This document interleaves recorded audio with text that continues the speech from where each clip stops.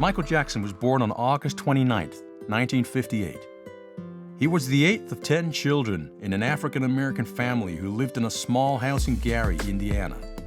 His mother, Catherine Esther Scrouse, was a devout Jehovah's Witness, and his father, Joseph Walter Jackson, was a steel mill worker. When I think of him growing up as a kid, how carefree he was, happy-go-lucky, carefree, and how caring he was for other people when he was a kid, and grew up that way as an adult too.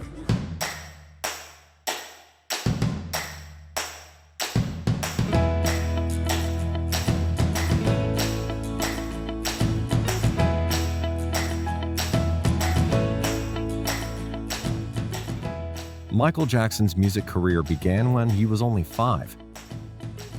He was a child star. The Jackson 5, formed by their father Joe, became a worldwide sensation in 1969.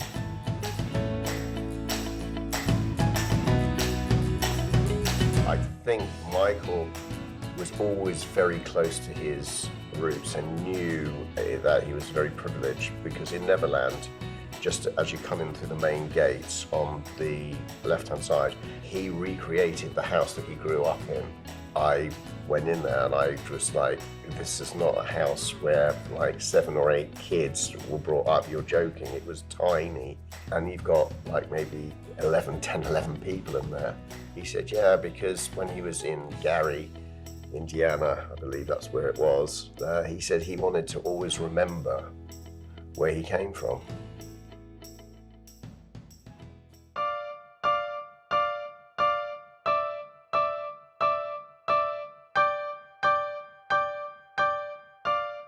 Michael has said that there was a sense of joy in these early years.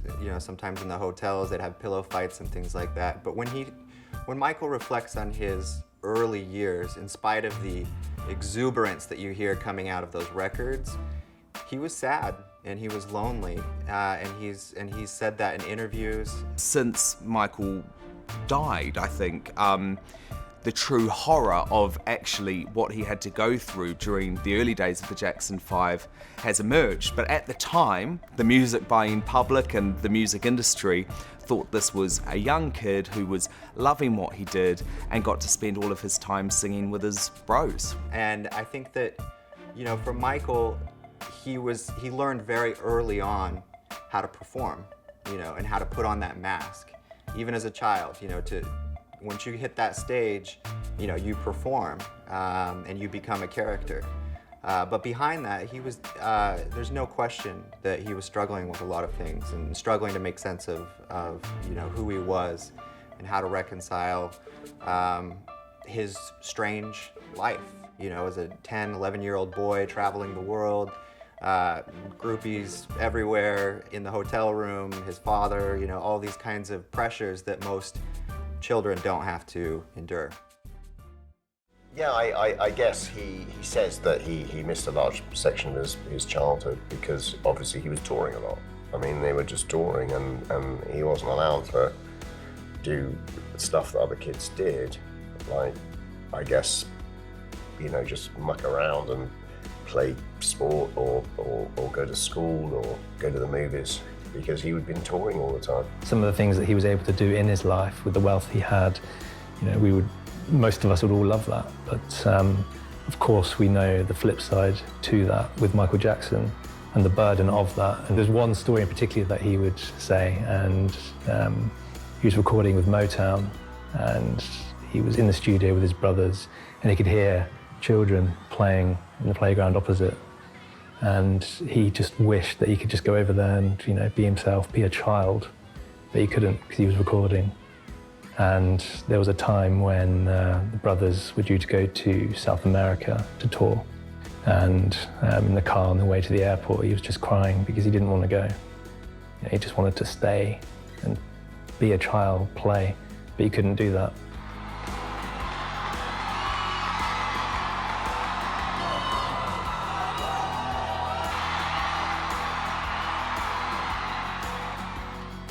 I love you. I really do. You have to know that I love you so much.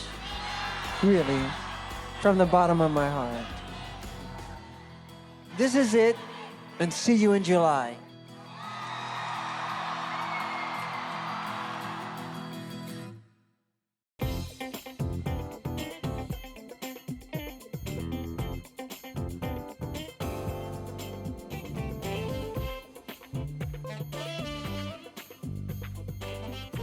His dad, Joseph Jackson, the strict disciplinarian, we all know that, a steel town worker, but also a musician himself in a band called the Falcons. His mother, Catherine, an adoring mum, bringing up all these kids. Michael Jackson's past is a difficult one, it's a complex one. He's the kind of quintessential child star who's kind of pushed into the business, into show business at a very early age. The strict regime imposed on him by his father, Joseph Jackson, meant that he was working night and day. I mean, the background for the Jackson family was very, very modest. Joe Jackson, who managed the band and was also the father in the family, was always very, very certain that he was going to turn his children into stars. I think it was probably pretty disturbing to him in many ways that Michael was the brother who very clearly was the most talented, because he was never particularly close to Michael and he always probably gave Michael the harshest treatment. Behind the scenes, Joe subjected the boys to physical and emotional abuse, especially Michael. His methods were cruel. He pushed Michael very hard, and his success never seemed to be enough. Michael said his father embarrassed him, calling him Big Nose. He was terrified of him. In 2003, Joe acknowledged that he regularly whipped Michael as a boy. Michael first spoke openly about his childhood abuse in an interview with Oprah Winfrey, admitting that he often cried from loneliness and that he would vomit at the sight of his father.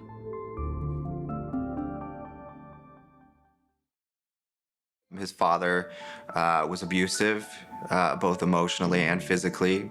The impact I think that Joe's strictness had on him was very, very, very disturbing. Michael himself talked of the horror of being beaten by his father. Whipped was the word. And how his father would sit there as they were rehearsing with a belt, waiting to smack them if they got it wrong. You know, people respond to that kind of abuse differently.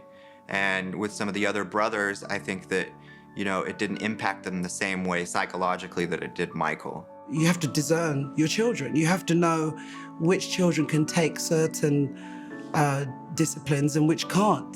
That you have to sometimes maneuver with certain kids and treat them a little bit different, get the point across, but maybe do it a different way so that they can handle it. I don't think that Joe ever did that with Michael. He's a very sensitive person. So in other words, when he would chastise the other brothers and the other siblings, they managed to handle that intenseness from the father. But Michael, it had a different effect. He was very sensitive.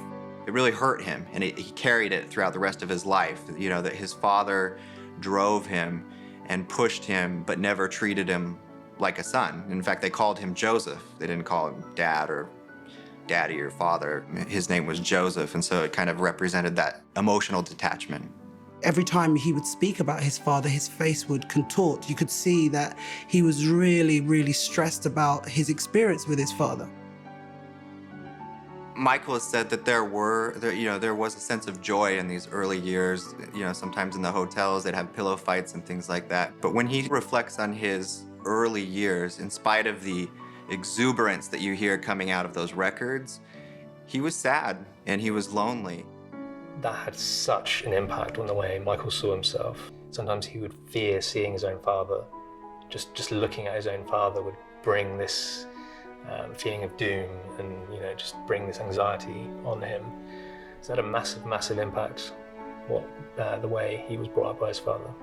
I mean, the treatment of Joseph Jackson on the brothers had a positive impact on the stage. It made them one of the most successful bands ever. It made Michael Jackson, well, it didn't make Joseph Jackson didn't make Michael Jackson, but he was certainly very pivotal in the making of Michael Jackson. Michael's mother, Catherine Jackson, stated that although whipping is considered abuse by today's standards, it was a common way to discipline children in the 60s.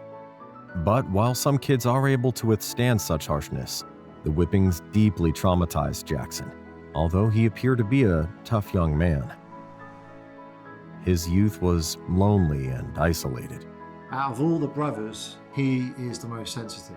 He is the one, I would say, who's less built for superstardom, other than like Tito, who really couldn't care less what anyone would say about the Jermaine. He would take you on, you know. He was a tough cookie, and Randy's tough, and you know, Michael was soft. He was gentle, and he would find it very, very difficult on his own because he was the lead singer.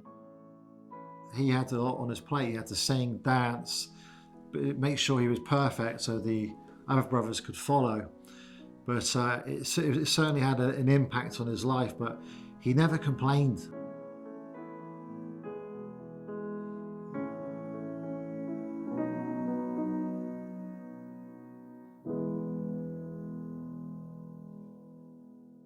What Michael learned very early on in his life was that music and the stage was the place where he felt most at home. There was a reason why he was winning talent shows at the age of 8 in the community, why he transferred with his family to Los Angeles in 1969, because the kid had ridiculous talent. But of course, he was part of a group, the Jackson 5, formed by Father Joe, picked up by Motown Records, and the rest is history.